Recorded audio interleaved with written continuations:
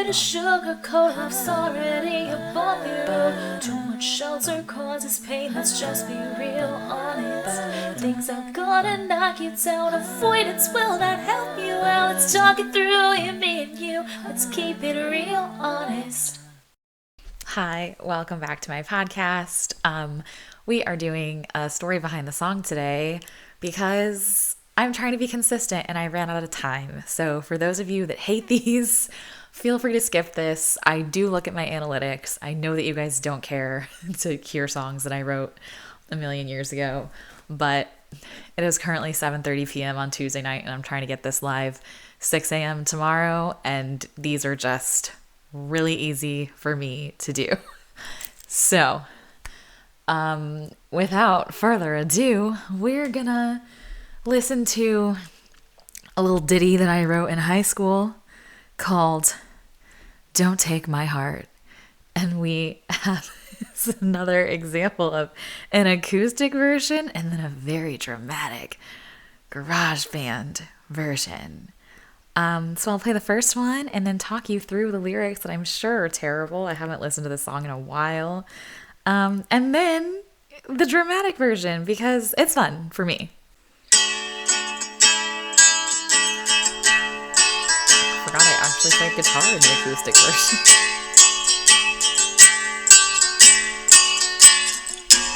It's a dark and lonely night. That's how I feel without you by my side. When you are next to me, everything's okay exactly as it should be. That's a flat. When you leave me all alone, the lights go out and the room gets cold. So I ask you, don't take my heart. Don't really want I it. just peaked the whole song. Oh my gosh, I'm so sorry, you guys. Don't take my heart if you won't protect it. Just let me find someone who will. Okay, background Not vocal. gonna love it. Don't take my heart. That was the wrong chord. Strumming so angrily. You said you wanted me always and forever. I guess your mama never taught you that actions speak louder than words.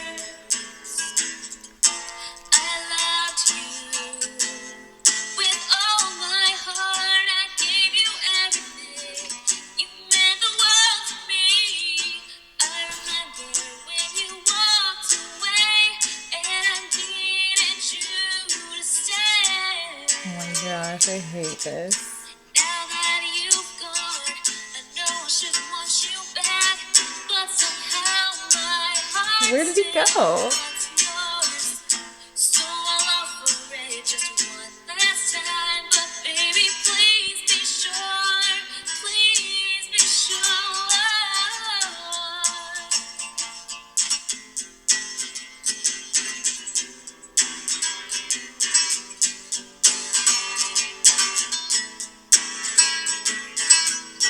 Don't take my heart, don't really want it.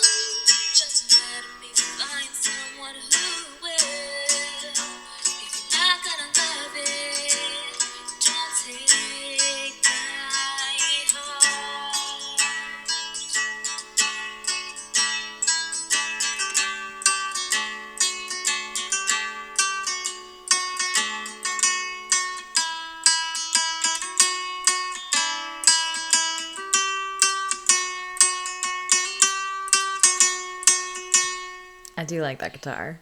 For the 5 of you that actually like listening to these, I hope you enjoyed the little snippets of commentary that I sprinkle in there to give you a little taste of like, this is the shit that Cameron has to deal with all the time. Like, anytime I get an idea, he gets like 17 voice notes from me of me being like, ooh, I had an idea. And I'll just like hum like a piece of a melody. And then I'll be like, here it is with the lyric. Here it is with something else. But I like talk through the whole thing, and he usually doesn't have time to listen to it until the song's done anyway. So I don't know why I bother. But it's fun. So let's see. Setting the timeline of this song. I assume that I wrote this my sophomore year of high school when I was 16, because that's the only year of high school that I was single. So I have to have written it then, because this wasn't written for a boyfriend. So this was written for Joe, which if anyone listened to the last story behind the song, I introduced Joe to you. Me and Joe and Cameron had a love triangle of sorts. So this would have been after I dated Cameron, but before I dated the next guy. I never dated Joe. So if I was 16, does me being 16 make it better or worse? Truly, I don't know. Okay, let's dive into the nightmare of these lyrics. I just had to listen to it back to write down the lyrics to do this, and I am in so much pain. So I hope one person out there is enjoying this. Okay, so verse 1. It's a dark and lonely night. That's how I feel without you by my side. He was never by my side for me to be sad when he was. Oh my gosh. I think this just rhymed. Yeah. I mean, I'm sure I was sad. I was sad because I loved him and he didn't love me back. But I mean, he was never by my side, and I wasn't like totally depressed that year. So I'm like, it's a little dramatic. When you are next to me, everything's okay, exactly as it should be. Yeah, I can see that, like a 16-year-old that like we weren't together often, but like, yeah, when we were together and he would like look at me or hold my hand, and I felt so special, because when you're 16 and someone tells you he loves you, you're gonna believe them. It's 15, but for those that don't know the reference, it's fine. So let's see. Everything's okay, exactly as it should be. But when you leave me all alone and the lights go out and the room gets cold. This has to have been about my 16th birthday. It has to. Like, I literally can't think of anything else. So for my sweet 16, I had this party and I was obsessed with Joe. And I mean, look, I was obsessed with him like since I was a small child, and he knew and loved it, and just, it is what it is. But he recorded a video. This video, it's still there. You can still find it. It's like 7 minutes long. Posted it to my Facebook wall to say, like, held up my invitation that had a very adorable picture of like 4-year-old me on it. And he was like, so I got this invitation in the mail the other day. Cute picture, by the way. Somebody's turning 16. Like, I guess I might pull up. I'm going to have to wish somebody a happy birthday. Like, you know, and it's just like, first of all, he was 17. So it's not even like he was so significantly older than me and I was like this child that was obsessed with him. But that's how he treated me. But I digress. He made a big deal about like that he was going to make an appearance at my party.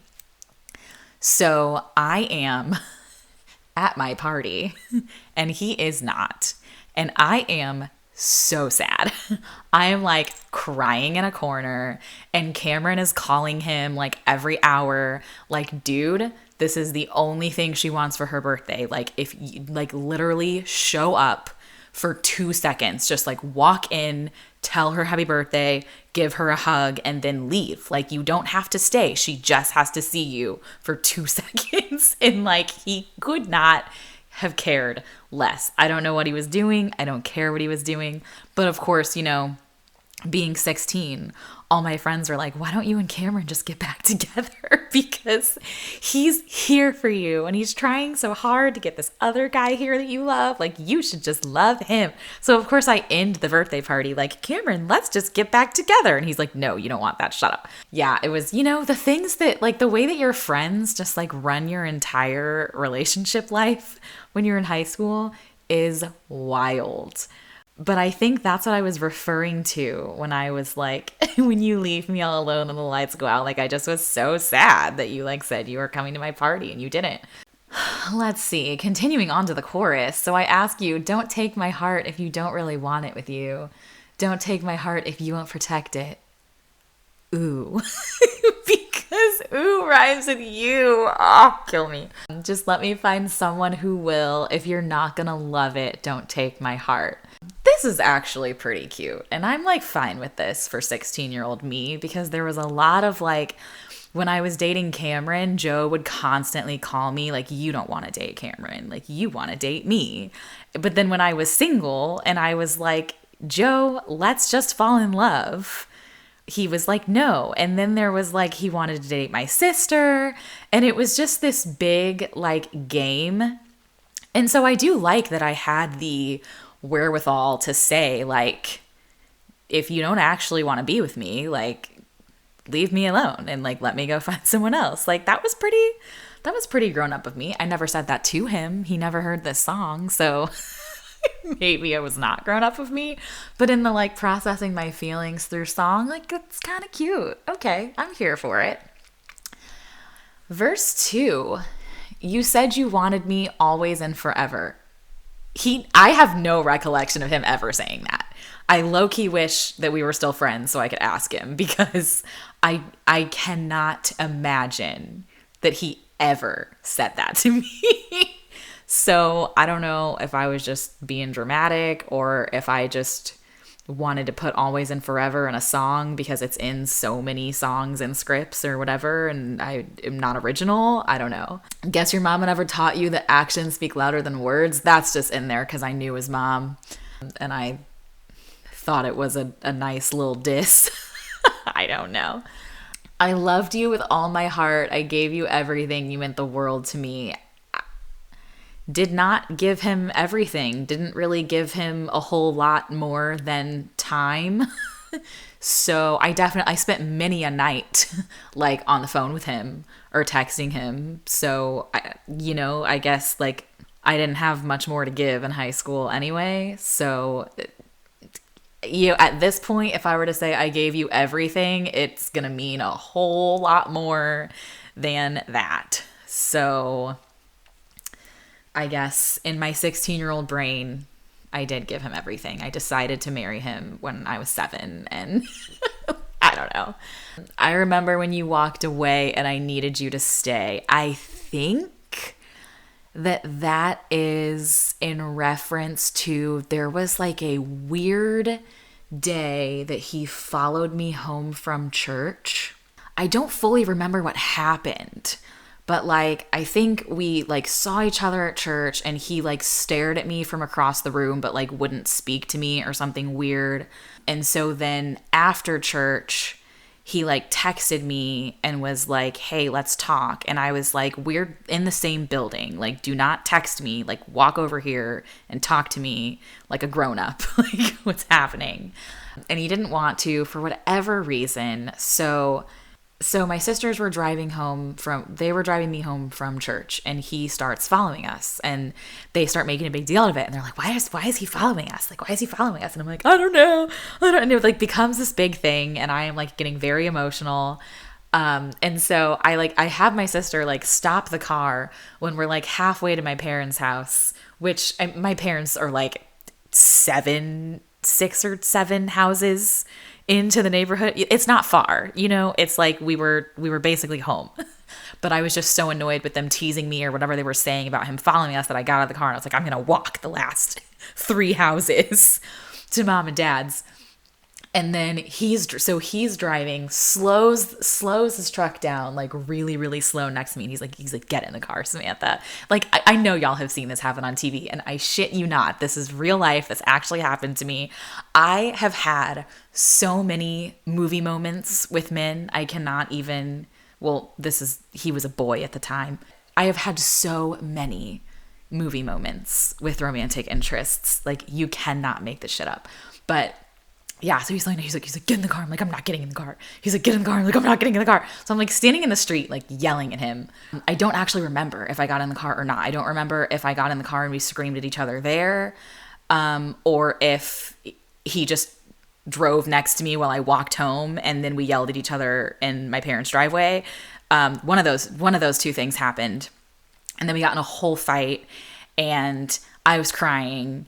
And because he was also like my best friend, like we talked every day, like he was one of my very best friends. And I was just like, I really don't care, like, if we never date, but like, I just want you to stop toying with me. Like, can you just come out and say that like you don't want to be with me? And he always had these excuses. He'd be like, I want to be with you, but I'm just worried that like if we don't stay together forever, it's gonna like mess up our mom's friendship or something. And so like if we date, like we have to like really seriously like date forever. And like I just don't know if we want to do that. Or it would be like, you love Cameron more than me, so like whatever. And I'm like, okay, but I dated Cameron and the whole time I was dating him, you were like begging me to break up with him so that I could be with you. So like, what's wrong with you? There were just like so many like problems. And I was just like crying. And he was like, I'm going to go home. I was like, okay. And he just leaves me there in my parents' driveway, just crying. So yeah, I think that's what I was referring to when I said you walked away and I needed you to stay. But like, praise God, because if he had stayed, whew, would have been tragic. Okay, I think we're going into the bridge now. Now that you're gone, I know I shouldn't want you back, but somehow my heart still wants yours. So I'll offer it just one last time. But baby, please be sure. I would love to say that like that was the end of like the push and pull, but I mean it literally went on until like many years after college. So it's just like, not that I was like sadly pining away for Joe my entire life. Like I dated so many other people and I never dated him, but it was just like whenever we were both single and in town, he would find a way. He would just like worm his way back in. You know, it's kind of like anytime that, I shouldn't say anytime because I can't assume that like everybody is the same as me. But so when I go through a breakup and then there's like a long period of time after the breakup that I'm single and then I start to feel really lonely and I'm like, nobody loves me. You know, I'm feeling like nobody loves me. I'll never date again. Woe is me. Boo-hoo, boo-hoo, boo-hoo. And that's when the devil like creeps into my mind and is like, you know who used to love you? And it just goes through all my exes. And it's like, he used to love me. He used to love me. He used to love me. Maybe they'll love me again. And like, that's when you're like late night texting all the exes because you're like, you just need some validation. I think that's what Joe was going through. Like, I think he was trying to date other people and it was never working out because he's just a dick. But then in the back of his mind, he would always be like, well, Samantha used to love me. Maybe she'll love me again. And I wasn't in therapy yet, so I couldn't escape. I'm pretty sure that's the whole song. I think it just goes into the chorus again after that. I think this is an upgrade from No More Pretending in terms of musicality. But when it comes to the lyrics are like, I mean, they're telling a story. They're not telling a good story. They're not telling specifics. Like the thing that I really loved about Situationship Guy from a couple months ago was that like the EP that I wrote for him, which like I'll get to it, you guys, I'll get to it, don't worry. Because I know there are 5 of you that like really want to hear that. Not the whole thing, but I'll get to a few more songs from that eventually. Part of what I loved about creating that is that the lyrics are so specific to him and us that like it's impossible to listen to that song and not think of like an exact moment that we shared together. I mean, it's not great for him, but it's not like he's listening to the songs back. Like, I listen to them back because I think they're great. That, like, honestly, I have all my songs from high school. I have written in a notebook where I wrote out like the guitar chords and all that stuff so I could remember it. And all of them are like, this one's called like Don't Take My Heart, parenthesis, Joe's song, parenthesis. And at some point I went through and I wrote like whose song it was because I couldn't remember. And I was like scrolling back through and it's like they're all so generic, they could be about anyone. So I had to start writing down like when I wrote the song and who I wrote it about. And I would like journal in the notebook around the song lyrics, like what I was feeling and what I was thinking. So like I had to look through that a little bit like before recording this because I'm just like, which which sad boy was this one? Side note, if you don't journal, I highly recommend journaling because if nothing else, when you go back and like read through all your thoughts and feelings the last time you had a similar feeling, like every time I go through a heartbreak and I feel like it's the end of the world, I'm like, I've been through this a million times. It's never the end of the world.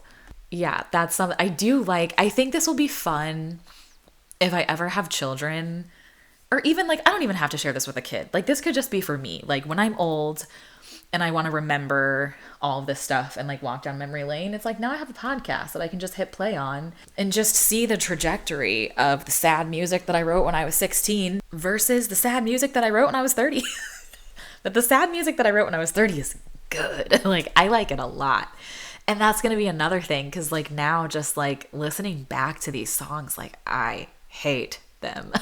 Like so much of this makes me cringe, and it's not just the fact that like the sound quality is terrible and you know like it's so much of it is flat and like playing wrong notes on the guitar and like that stuff drives me insane, but overall it's like I remember writing it and recording it and being so proud of it, and that's how I feel right now about the songs that I just wrote a couple months ago. And that's part of why I'm like waiting a bit before I share them, because I'm kind of scared that like the more I listen to them and the more people I'll share them with, then they're going to become like this. It's going to just be like another thing that I created that I now think is shit.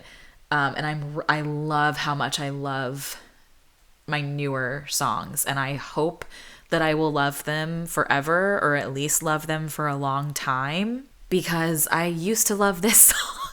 I used to think this song was good. So that's just like hurting my heart to know that like I thought it was good. But anyways, here is the sorry, I'm dropping things. Here is the the studio version of Don't Take My Heart. Brace yourselves, it's very dramatic. It's a dark and lonely night. That's how I feel without you by my side. When you are next to me, I like that guitar though, it's good. everything's okay exactly as it should be. When you leave me all alone, the lights go out and the room gets cold. Don't Fun take note. my heart if you really want it.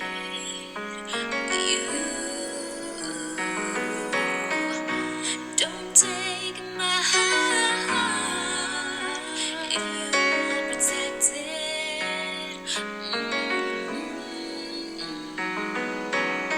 Just let me find someone who will. You're not gonna love it. Don't take my heart. Oh, I don't hate this. You said you wanted me always and forever. I guess your mama never taught you that our actions speak louder than words.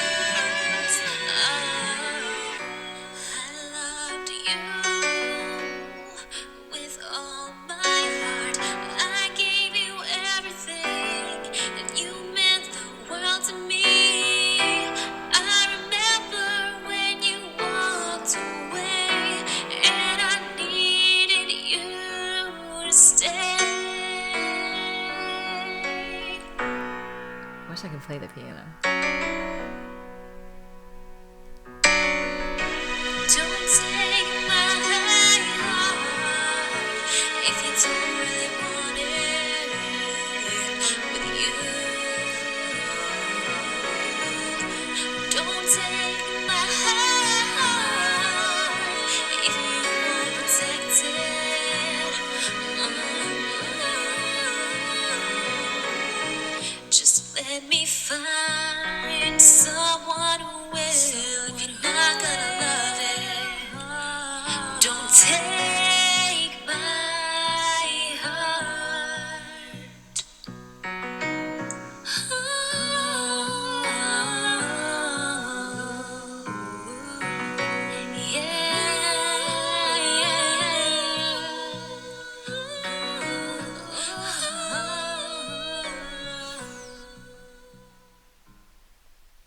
Okay, I actually don't hate that at all. I kind of love that. Musically, I mean, the lyrics are shit. there's nothing you can do with these lyrics. But I wish I still had that track because I would keep that and just write something better and re-record it. I could recreate it, but it would take so long. Anyways, that is the story behind the song of Don't Take My Heart by 16-year-old baby Samantha. Running out of time here, so I'm going to skip the hard conversation of the week. Movie TV thing. Okay, so all I have watched in the recent days is the first season and a half of The Vampire Diaries, which is my absolute favorite show in high school, and I still love it so much. Even though I was watching it with one of my really good friends who's a Team Damon fan. Everyone is a Team Damon fan. It makes literally no sense. The man is an actual serial killer and a sociopath. And like, being attractive does not mean that you should date someone. But then again, hey, I'm sitting here recording a podcast about a song that I wrote about a boy that I loved because he was attractive. That's literally all that Joe ever had going for him, is that he was really attractive. So maybe being attractive is a reason to try to date someone. I don't know. So far, The Vampire Diaries is still holding my attention. So there's so many like twists and turns that I can't even remember them all. And me and my friend were sitting there watching it like, is this when that happens? Like, no, I think that's season 4. Like, oh, what happens now? Like, we're getting like, which characters come in which season? Like, can't figure it out. Very, very fun. Highly recommend. As you guys can tell, I'm just rewatching everything right now, except Grey's. I am watching Grey's for the first time, but Grey's is still like from forever ago. I'm very into like all the shows from the 2000s right now. Let's see, what's something new that I'm watching? Gen V, Prime Video, The Boys spinoff. 10 out of 10. Love it. Thank you so much for listening. I really appreciate that you all sit every week for 30 minutes to an hour and listen to me talk or sing. That's really cool, and I appreciate it a lot. Feel free to leave a rating or review unless you hated it. But if you hated it, I would think that you didn't make it to the end of the episode. And I will do my very, very best to carve out some time this weekend to record some more episodes so that I don't have another super rushed last minute story behind the song that you don't care about. Anyways, thanks again for listening. Talk to you next week. I'm not here to sugarcoat, life's already above you. Too much shelter causes pain, let's just be real honest. Things are gonna knock you down, avoidance will not help you out. Let's talk it through, you, me and you, let's keep it real honest.